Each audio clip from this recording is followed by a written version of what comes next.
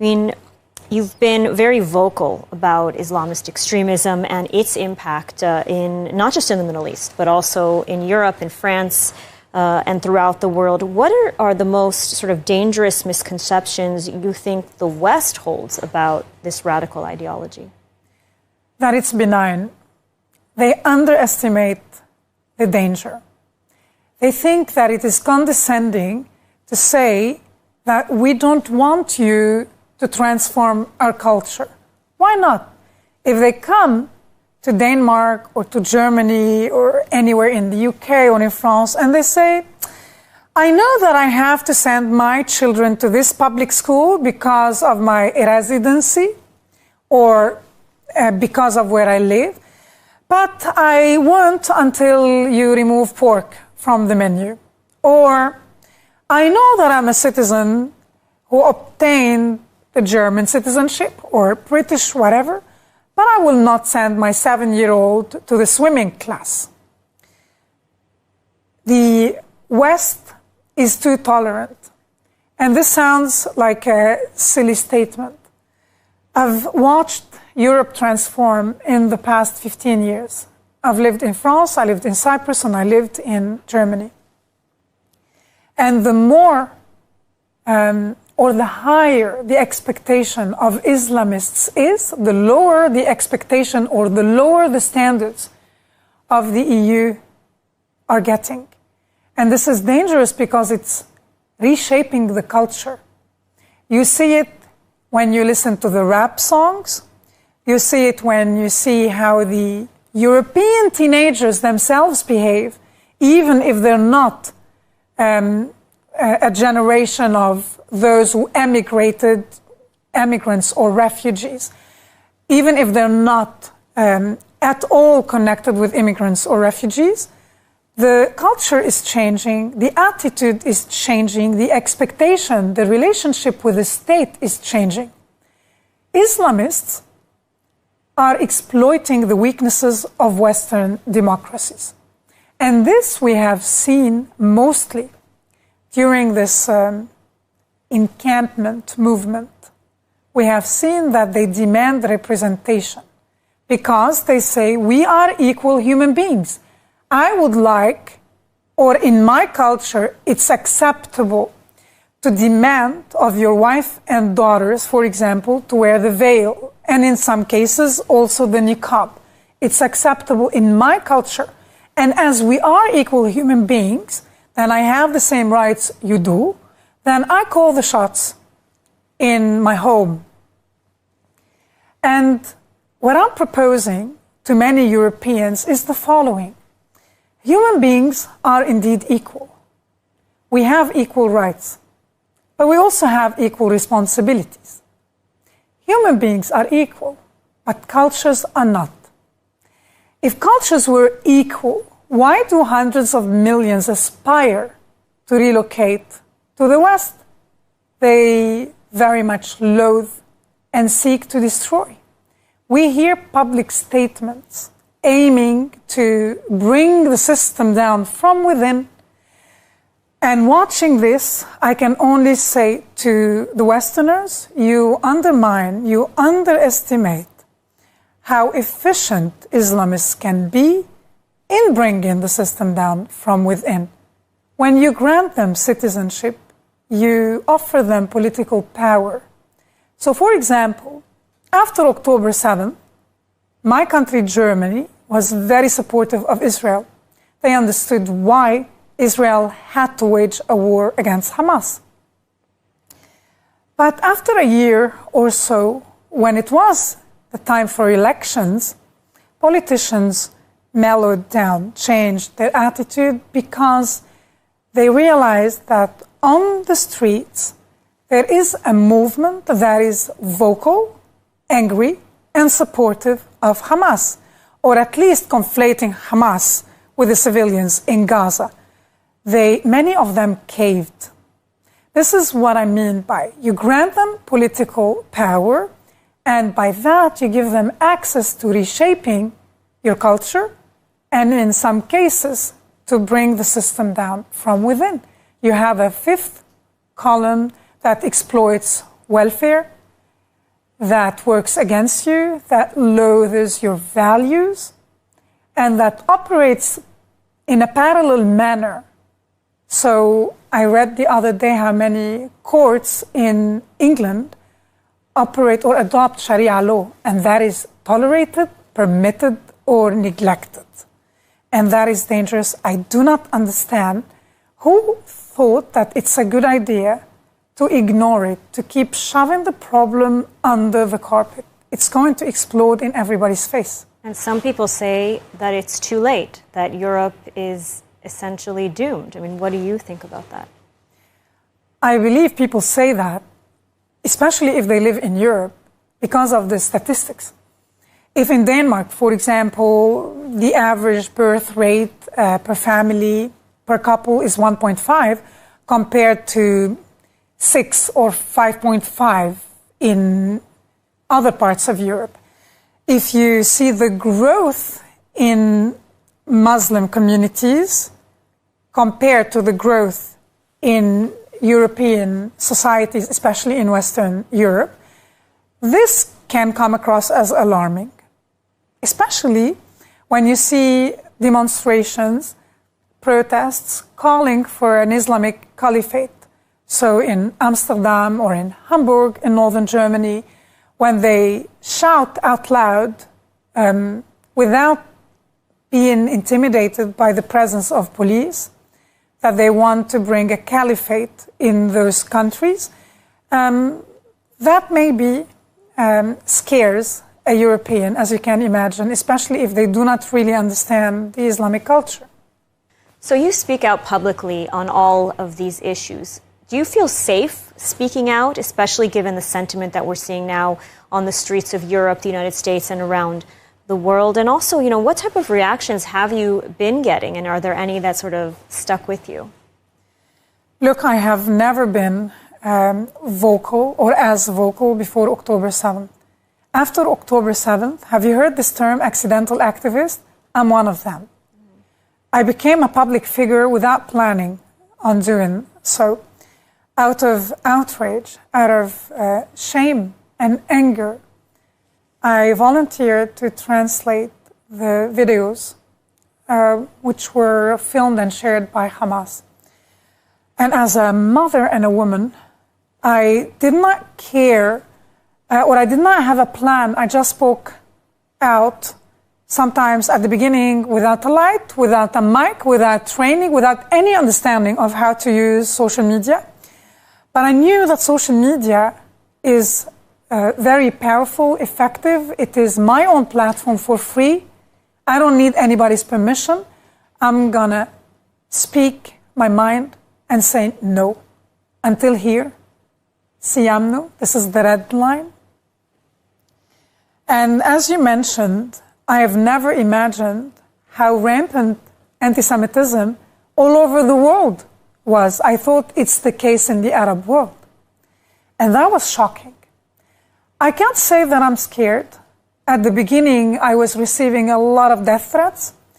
But again, those who want to kill you will not notify you ahead of time. It was meant to intimidate me, and I'm not the only one who receives death threats. They gave up, again, because if they want to kill you, they're not going to tell you. So I did have to implement measures for my personal safety. But I spend a lot of time in Israel, and here I feel very safe. If I'm doing public speaking, especially on hostile territory, on some universities in the US, in Canada, and some European campuses, then I have security and I have bodyguards. But this doesn't make me hesitate. We need to speak up, and we need to inspire the younger generations to speak up against jihadism, terrorism, call it whatever you like.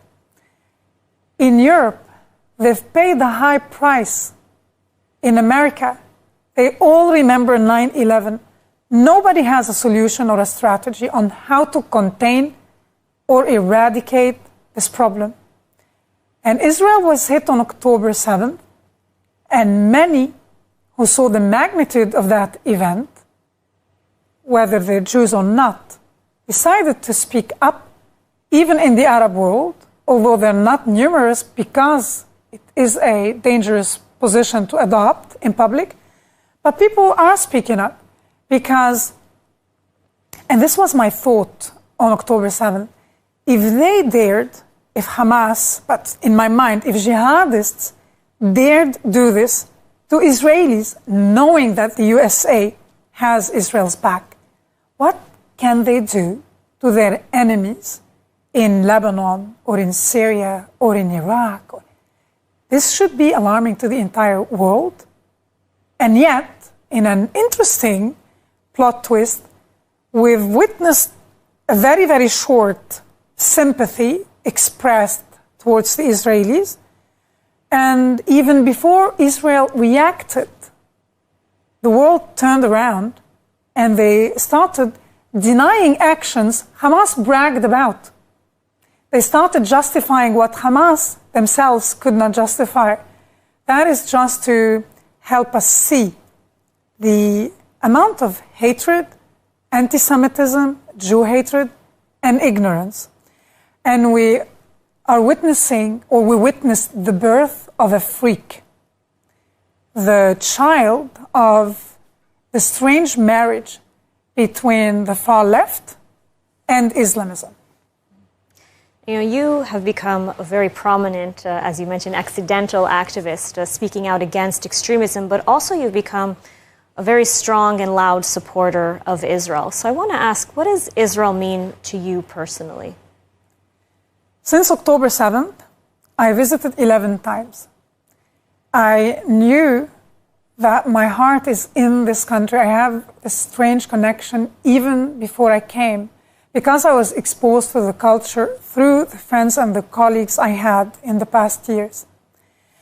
But nothing compares to actually coming here and to watching how people interact with one another, knowing that the country is bleeding, that the healing process will not start until the hostages are back, all of them. Every time I come, my bond with Israel becomes stronger. And that is not to say that I'm blind to the problems in Israel. There's a lot of room for improvement. But I see a lot of potential, tremendous potential in the people and in the country. To me, Israel is a miracle. And I always give this example to teenagers who are skeptical, who roll their eyes. And I ask them if they try to start a book club, any tiny project. Now think that the Jewish state became a country in spite of the Holocaust. Imagine you were a Jew in 1945, sitting in a concentration or death camp. If I told you you're going to survive and you're going to live to see the birth of a Jewish state, you'd think I'm hallucinating. Yet the Jews pulled it through, knowing how badly the Jews can argue. They pulled it through. It is amazing. And it's a beacon of light in our region. It's a pioneering, innovative country in spite of the non-stop stress, the non-stop suspense. To put it mildly, it's an understatement. No other country could have survived all this. And not only they survived, they thrived. And until today, although many Israelis disagree, and I watch this rift growing in Israeli society with a lot of sadness and a lot of fear, because I watch the news in the Arab world and I tell my Israeli friends, you have no idea. You're scrutinized, you're under the microscope, and every bad statement against any Israeli is celebrated. Still, I think that Israel will prevail, B'ezrat Hashem, because I see the potential and the culture, and that the most annoying Israelis, no matter how badly they criticize you, they will take a bullet for you. And so I have to ask, are you optimistic about the future not only of Israel, but of the region, of perhaps an expansion of the Abraham Accords with Lebanon, with Syria? I mean, what is your view of the future? I'm very optimistic, but I'm also realistic. I do public speaking in Israel, and I made sure to tell the Israelis since October 7th, listen to me. This is not going to be a short war. This is meant to be the final war. Hamas truly thought they kick-started a process that will lead to the demise of Israel. But they miscalculated because they do not know how resilient the Israelis are. This will not end soon, and it will get worse, much worse, until it gets better once and for all. If you don't want to send your children and grandchildren to fight as you are now, you have to be patient and ensure Hamas, not physically, but that this ideology is obliterated. And we are seeing it expand in the region, and I also told them that. You cannot get rid of Hamas only. Hezbollah is a perfect example of a problem the world, the region, even Israel, shoved under the carpet for so long until it became so massive, it can no longer be ignored, and it exploded in our faces. But Israel dealt with it. Now we have this interesting turn of events in Syria, and I still think that Lebanon and Syria will join the Abraham Accords. Now, we have many hiccups on the way, but it was necessary. Nothing else was going to remove Assad. Nothing else would have disrupted or cut off the supply chain between Iran and Hezbollah. You needed to reshuffle the cards in Syria. The situation is very critical, volatile, and a lot of people are suffering. So the price is very high, but I truly believe there are enough partners on the ground, even underground, who will help us pull this through and transform the region, even if that requires redrawing the map of the Middle East. Rawan, thank you so much for joining us today. You know, your story reminds us that courage and curiosity can break through the deepest of indoctrinations, and that Israel's future is about people, values, and a willingness to take a stand, even when it's inconvenient, when it's dangerous, and that the future still remains bright. Rawan Osman, thank you so much for joining us today. Thank you. It's 2025. America's debt is over $37 trillion, and the dollar just had its worst crash since 1973. That puts your savings and your family's future at risk. That's why we trust Alpha Omega Gold, a company that stands unapologetically with Israel and supports Stand Tall Israel. Visit ao.gold/stand to claim your free precious metals wayfinder guide, or call 1-855-426-4653 today. Protect your future before it's too late.